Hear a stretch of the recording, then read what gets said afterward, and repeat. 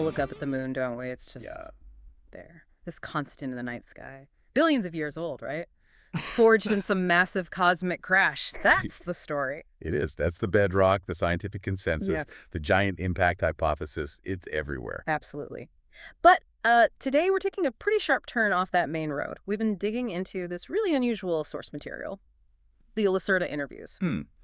Now, for anyone just joining, Lacerta claims to be, well, a reptilian being from inside the Earth, and these interviews, they detail her talks with a human contact. We're treating these transcripts as a fascinating data set, a really unique set of claims about our moon. Exactly.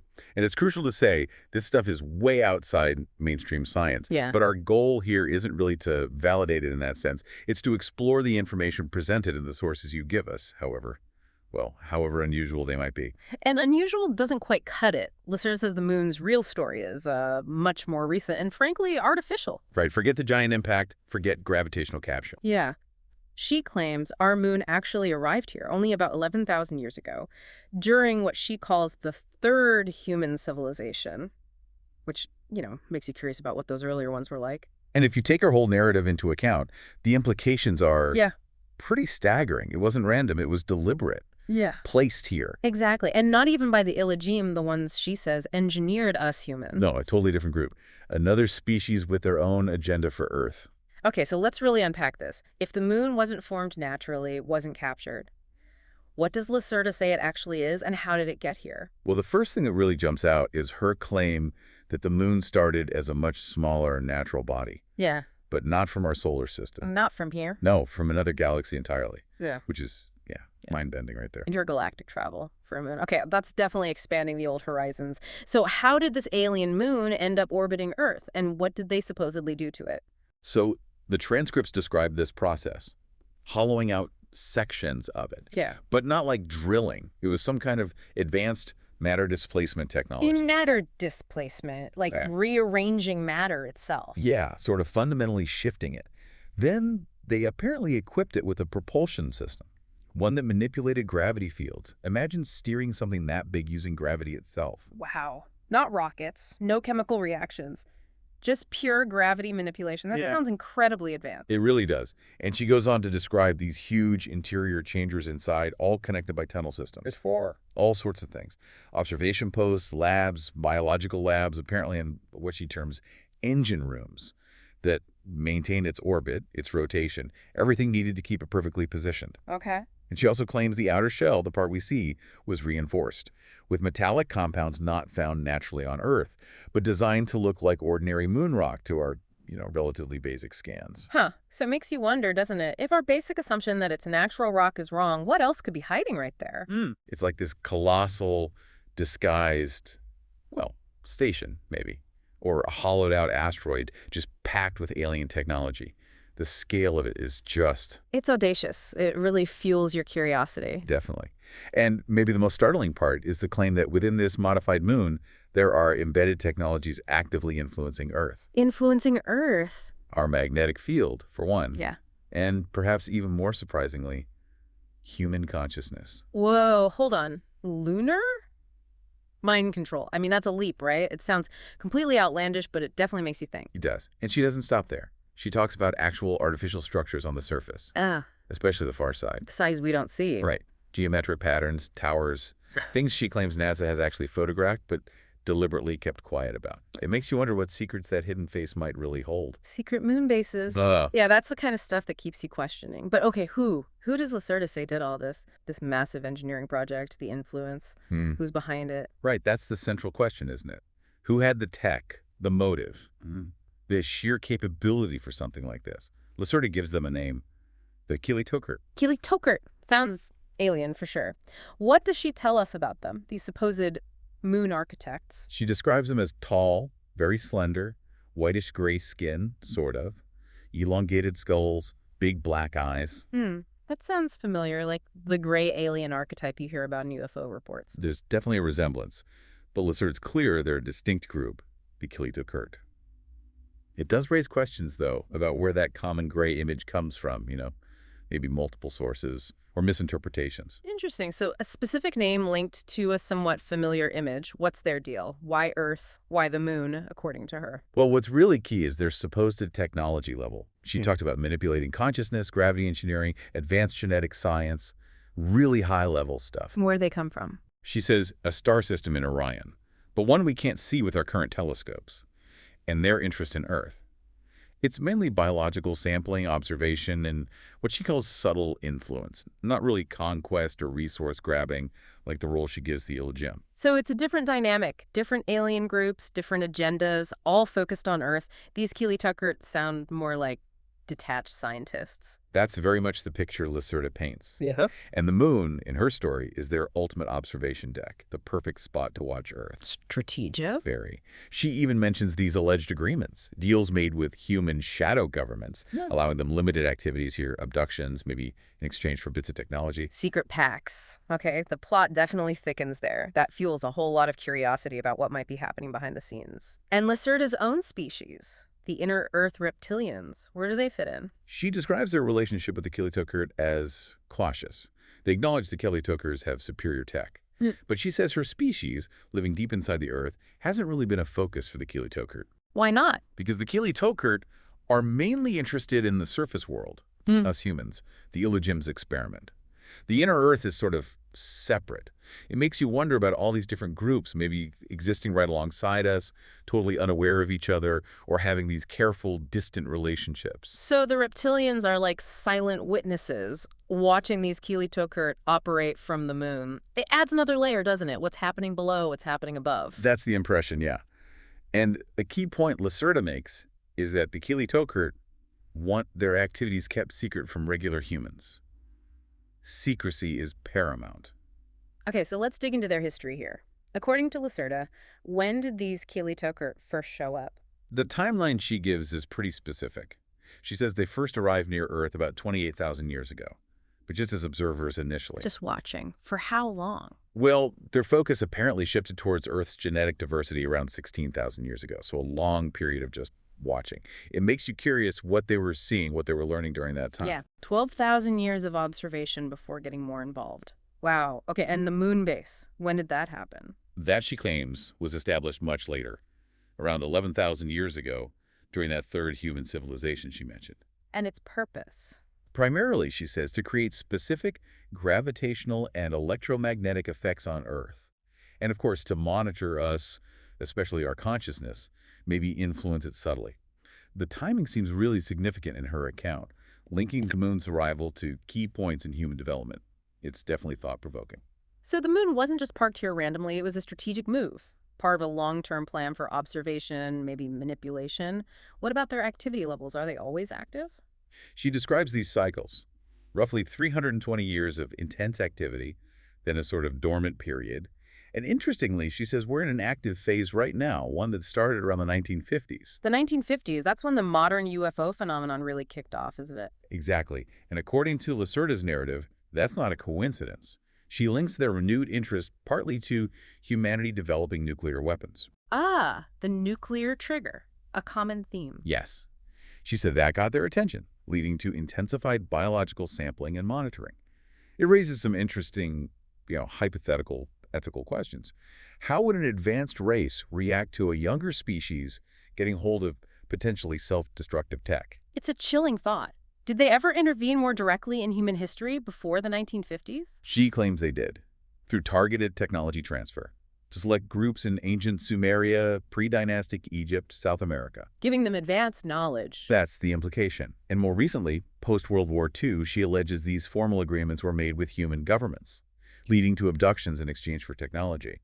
Agreements that later expanded, she says, to include shared underground bases. The idea that some ancient mysteries might have non-human origins. It definitely sparks that sense of wonder about our past. So the whole alien abduction phenomenon, Lacerta ties it directly to the Keely Toker and these alleged pacts. Why? What's the motivation behind these interactions? She frames it as Earth being seen as this unique biological repository, a living library, and a long-term lab for observation. She also mentions they're concerned about us destroying the biosphere because it jeopardizes the genetic material they value. Like scientists worried about their lab subjects wrecking the lab. Something like that. And she also says the moon isn't their only base in our solar system. It makes you think about Earth's biodiversity from a very different, maybe detached perspective. More bases. Where else? She mentions smaller outposts on Mars and even within Saturn's rings. But the moon base is supposedly the main command center for Earth operations. A whole network. Okay, let's focus on that for a second. Their presence beyond the moon. What are the details Lacerta gives? Right, this solar system-wide operation. Tell us more about Mars and Saturn. According to Lacerta, the Mars bases are mostly underground, beneath Olympus Mons and also near the South Pole, apparently set up around 3,400 years ago. What are they doing there? She mentions tech for atmospheric conversion, terraforming, maybe, and mineral extraction, specifically rare earth elements. It certainly makes you look at pictures of Mars a little differently, wondering what might be hidden beneath the surface. Mining on Mars. That's quite a claim. Does she offer any proof? Any way we could verify this? Well, she suggests our own probes, our orbiters, have photographed strange things in those areas, anomalous structures, but that the data gets misinterpreted, maybe deliberately obscured, labeled as natural features when they might be, entrances or equipment. Hidden in plain sight in our own data. That's intriguing, Yeah. and definitely fuels curiosity about re-examining old mission photos. Okay, what about Saturn? That's much further out. Yeah, the Saturn installation, she says, is actually within the A and B rings, set up maybe 1,200 years ago. In the rings? How? Apparently, it's partly built from engineered ice structures, camouflaged right within the rings themselves, its main purpose: deep space monitoring and maybe a transit point for interstellar travel. Imagine using Saturn's rings as a hidden spaceport. Wow. Camouflaged in the ice rings. It's incredibly imaginative. A listening post and a travel hub. How do all these places, Mars, Saturn, the moon, supposedly coordinate? Lacerta talks about quantum entanglement communication, instantaneous links between all their bases, with the moon acting as the main coordination center for the whole solar system network. Instant communication across those distances. Yeah. That's way beyond our physics right now. It is. So this paints a picture of a huge coordinated network all run from the moon base. A very different view of our solar system, isn't it? With all this potential activity happening unseen. Now, what about UFOs? Those sightings that have fascinated people for generations. Does Lacerta connect the Kili-Tokert to them? Oh, absolutely. She claims the Kili-Tokert are behind a lot of the UFO sightings throughout history. She describes their typical craft, silvery discs, cigar shapes. The classics. Right. Silent hovering, impossible right-angle turns, sometimes this subtle blue-white glow, descriptions that match countless reports, which really makes you curious about the source of those consistent accounts. So is Lacerta offering an explanation for these persistent mysteries? Does she link them to specific historical events? She does. He points to things like the 1896-97 airship sightings over America claims that was them doing an early tech survey.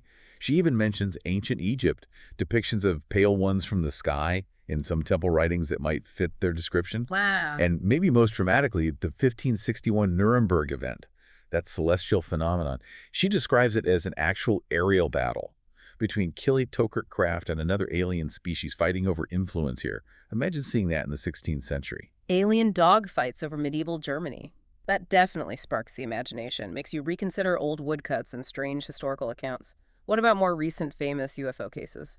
She connects many bedroom visitations, the core alien abduction stories, directly to their biological sampling programs. And she identifies specific events like Rendlesham Forest, the Belgian UFO wave in the late 80s, even the 1952 Washington, D.C. sightings, as primarily being Kili-Tokert activity, assessing our military capabilities after we developed nukes.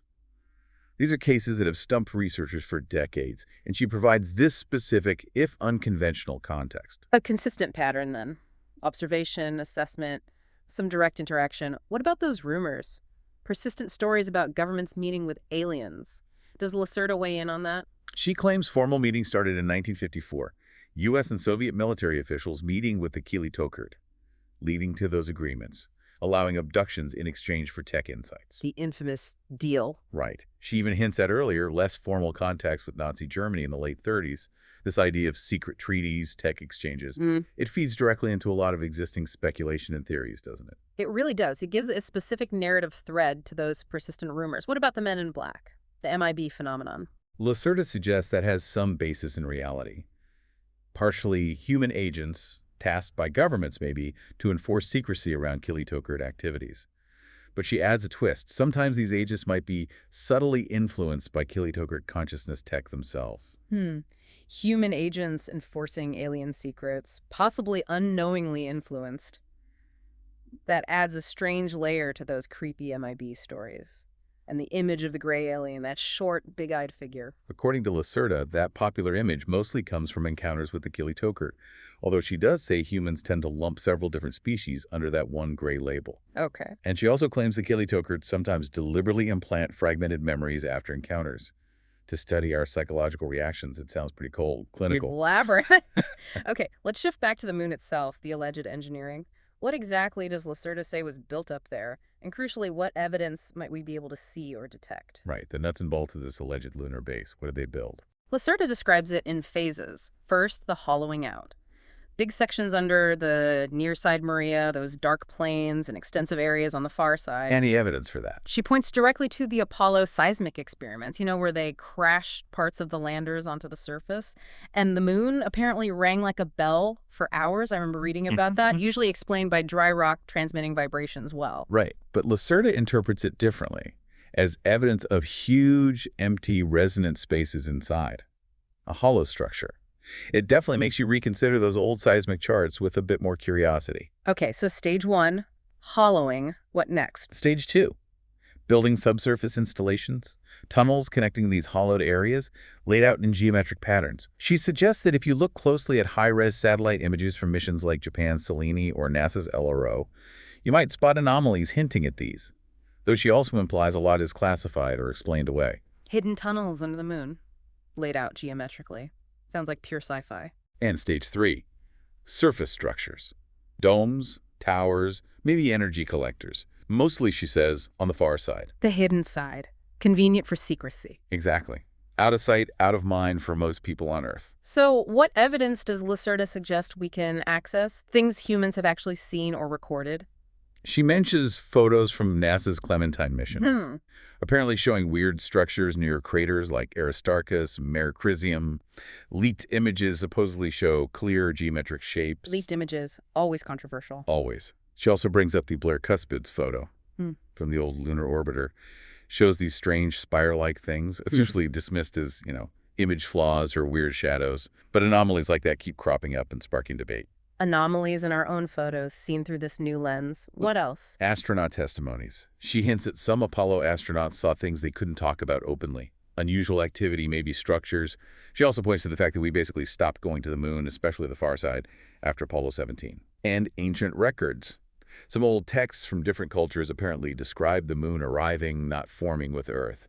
Plus, those mathematical coincidences. Right, the perfect eclipses, the size match with the sun, the weirdly stable orbit. Exactly. Yeah. All statistically super improbable for a natural satellite, she argues. These mathematical quirks have always intrigued people who look closely. Lacerta just offers a blunt explanation.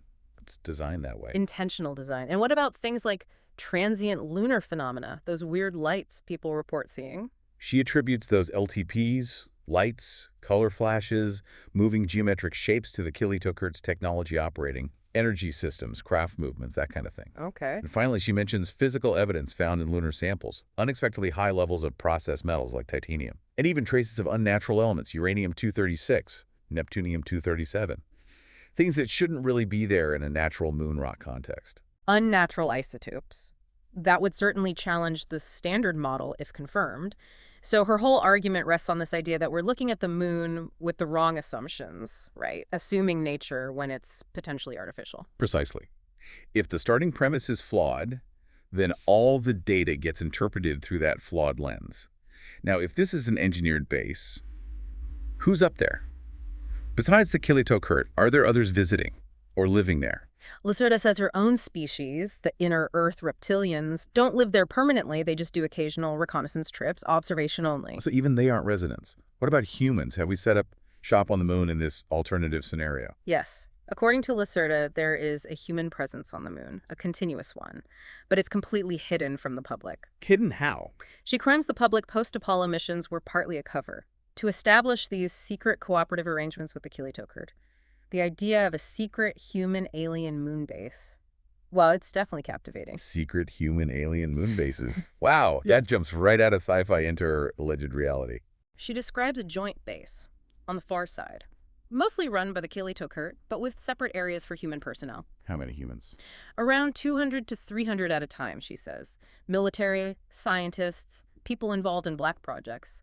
A select group working alongside aliens in secret. It certainly sparks the imagination about who gets chosen for something like that. A tiny fraction of humanity, in the know, working with ETs on the moon's far side. How do they even get there, if not via NASA launches? She talks about advanced transport, gravity manipulation tech again, far beyond our public space programs. And she points to whistleblower accounts, people claiming to be former military or space program insiders, plus sightings by amateur astronomers documenting strange lights and fast movers near the moon as supporting evidence. Right, those anecdotal stories and unexplained lights often get dismissed, but here they fit the narrative. So, a secret human-alien partnership on the moon. What kind of technology is supposedly up there? What active systems does Lacerta describe? She details tech that's just beyond us. Active systems like gravitational field modulators. These supposedly maintain the moon's precise orbit and rotation and maybe help conceal the hollow interior. Okay, gravity tech. What else? This is the big one.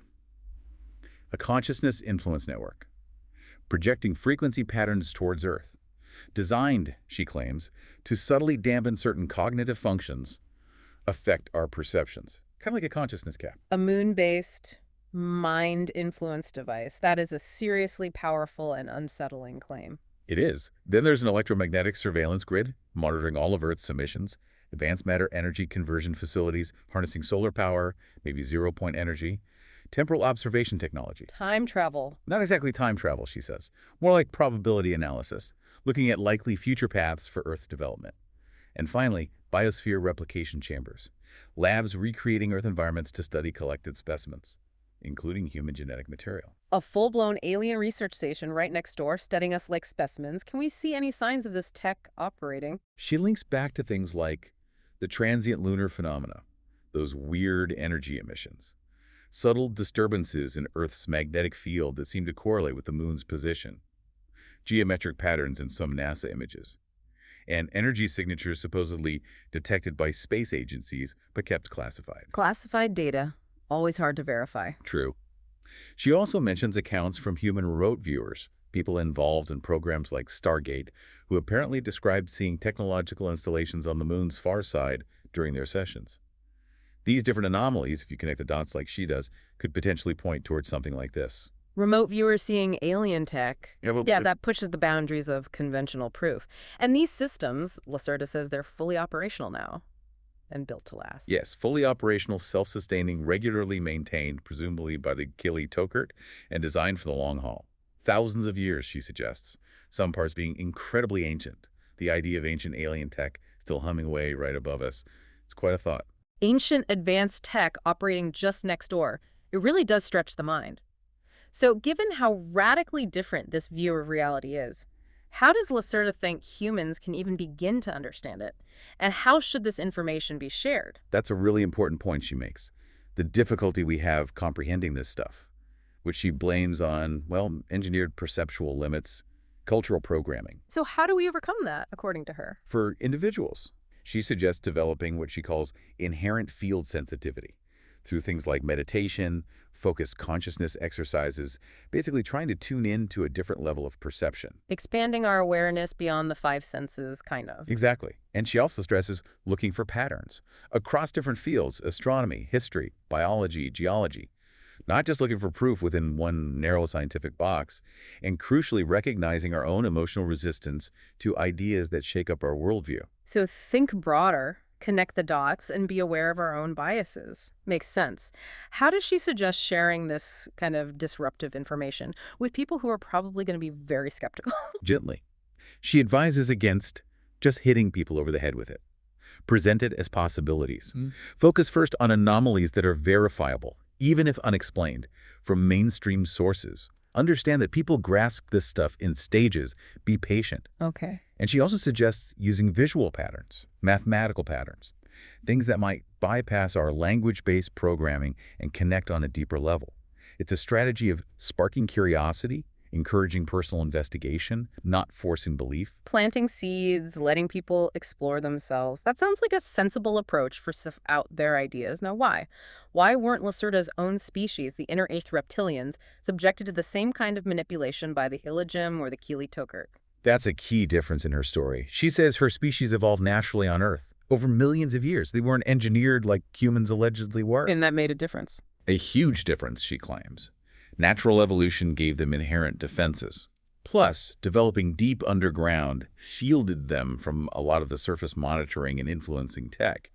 It highlights a potential vulnerability in engineered life versus naturally evolved life, maybe? So, natural origin, subterranean isolation, that gave them some protection. Any other factors? She mentions their consciousness structure is fundamentally different, lacking the vulnerabilities the Illagim supposedly built into humans.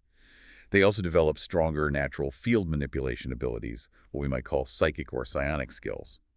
This allowed them to sense and resist attempts at influence. And importantly, their perspective was different. They saw these off-world visitors as just advanced aliens with agendas, not gods to be worshipped. That pragmatic view gave them a lot of autonomy. A more grounded perspective from the start. And why weren't the Keely-Tokert that interested in them compared to humans? Lacerta suggests the Keely-Tokert's main focus is the Illagim's genetic experimentas. The reptilians, being naturally evolved, were less valuable for their specific research goals. Plus, the inner Earth didn't have the specific resources the Keely-Tokert were after on the surface. Okay. So this difference in focus led to these unspoken agreements of non-interference over thousands of years. And that freedom, she says, is why she can share this information now without facing immediate problems from them. Now, we talked about the Keely-Tokert being elsewhere in the solar system. What about Lacerta's species? Have they ventured off Earth? Right. Good question. Given their awareness, have the reptilians gone into space too? She says their off-Earth presence is pretty limited. Only about 1,800 or so individuals off-planet at any given time. A tiny fraction of their main population, which is still subterranean. Just a small number then. Where are they? Mainly two places. A small research outpost on Mars, inside Valles Marineris, set up about 3,000 years ago, just for scientific observation, and a monitoring facility on one of Saturn's smaller moons for deep space observation. The rest are on research ships. So observational roles, similar to how they watch the Keely-Tokert, no big colonies. No. She emphasizes their biology, their society. It's all optimized for subterranean life on Earth. Their ventures off-world are purely for cosmic awareness, security, understanding what's out there, not expansion or resources. Their facilities are small, hidden. It reflects this philosophy she mentions, sustainability, non-interference. A very different approach compared to the Keely-Tokert's alleged network. Speaking of numbers, what kind of populations does Lacerta suggest for the Keely-Tokert and the Illagim? On Earth, the Moon, elsewhere? She gives some surprisingly specific numbers, but warns they fluctuate.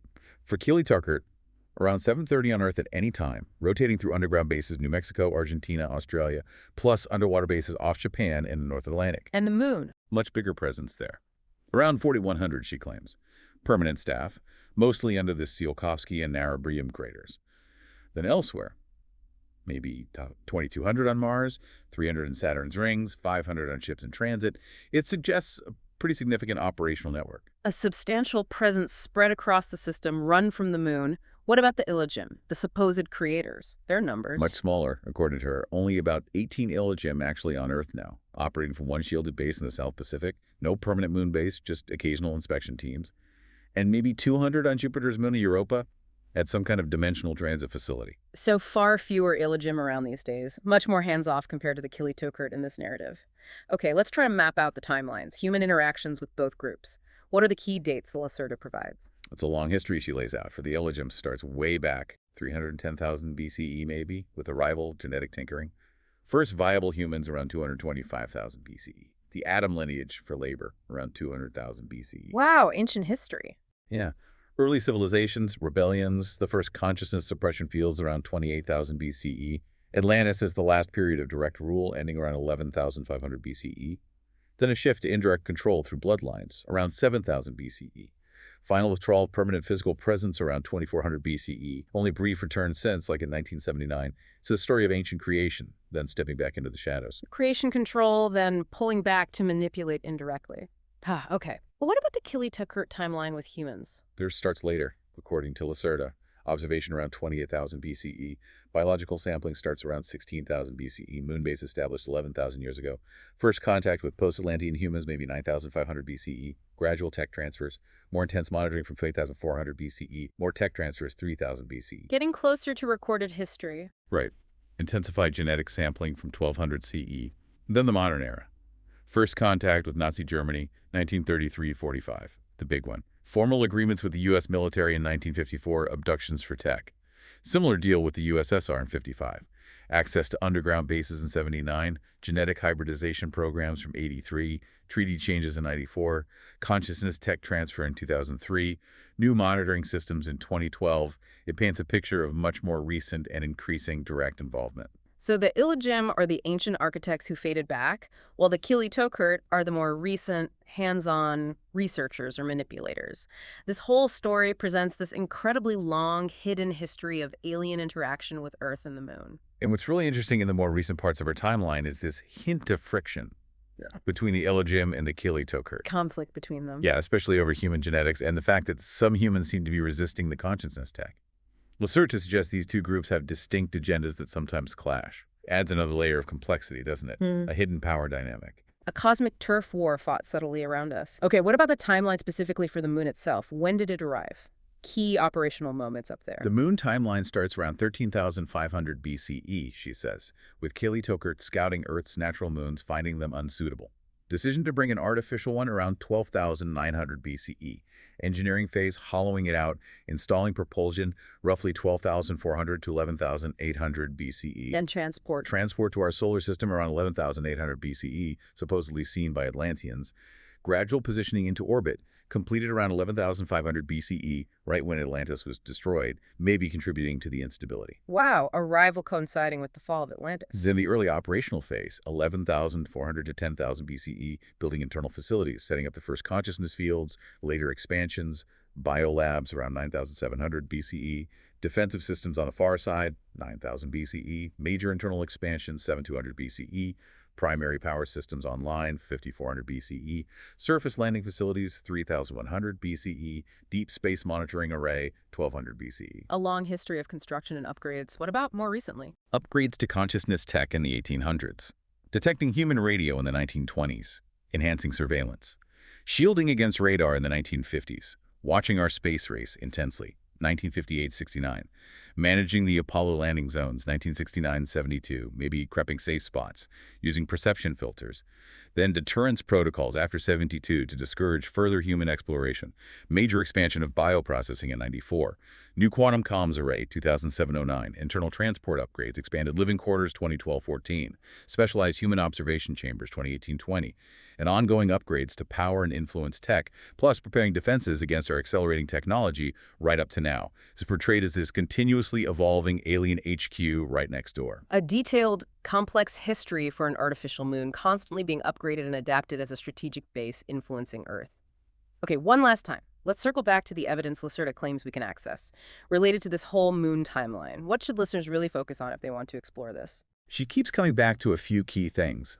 Those anomalous Apollo seismic readings, the ringing, the transient lunar phenomena, lights, colors, patterns that don't fit natural explanations, the mathematical improbabilities, size, orbit, eclipses being too perfect. Right. Ancient texts describing the moon's arrival.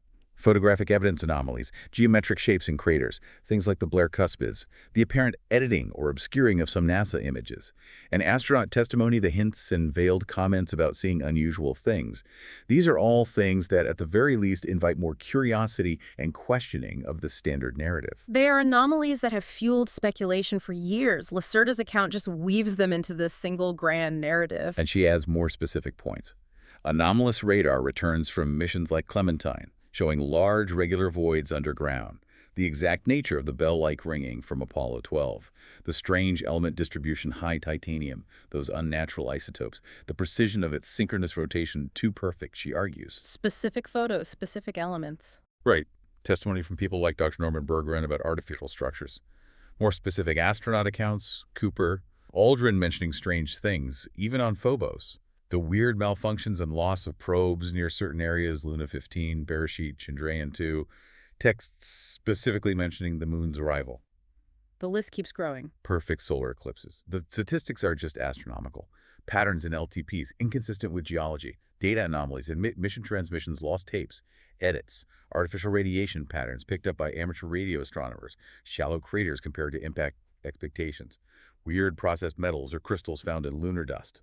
Military remote viewer testimony from Project Stargate describing non-human activity, and that consistent avoidance of certain areas by all post-Apollo missions. It's a big list of alleged anomalies, definitely enough to make you stop and think. It is an extensive catalog of anomalies and alleged cover-ups, enough to fuel a lot of curiosity about what the moon truly is.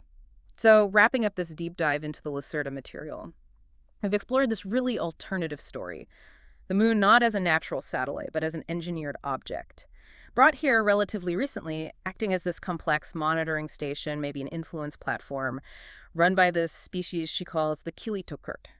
It's a narrative that absolutely challenges our basic understanding of, well, everything. Yeah. Our history, our place in the cosmos. It really forces you to think critically about the accepted stories, doesn't it? It really does. And so we want to leave you, the listener, with this question to ponder.